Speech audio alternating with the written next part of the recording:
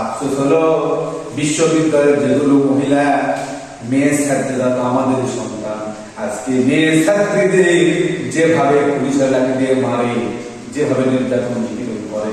আপনার কাছে আমার জোর দাবি, আপনার প্রধানমন্ত্রী, আপনি দেশের স্বরাষ্ট্রমন্ত্রী আসাদুজ্জামান খানকে আপনি বলে দেন, বাংলার একটি ছাত্র ছাত্রীর উপর লাঠি আঘাত না হয়, যদি একটি লাঠি আঘাত ছাত্রের উপর না হয়, আমরা বাবারা কিন্তু ছাড়বো না, আমরা সবাই কিন্তু রাস্তায় আসবো।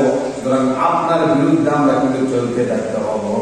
আমি অনুরোধ করি মা, আপনার আব্বা দেশের জন্য জীবন দিয়েছেন, আপনার আব্বা মানুষদের ভালোবাসতে বাঁচতে বাঁচতে নিজের জামা পর্যন্ত মানুষদের গিফট করেছে। আপনি দেশের স্বার্থে, মানুষের স্বার্থে মেহেরবানি করে আপনি পুলিশদের অনুরোধ করে বলি, পুলিশদের আপনি নিষেধ করে দিবেন, এরা যেন একটি গুলি তথা একটি লাঠি লাগা কোনো মানুষকে না করে।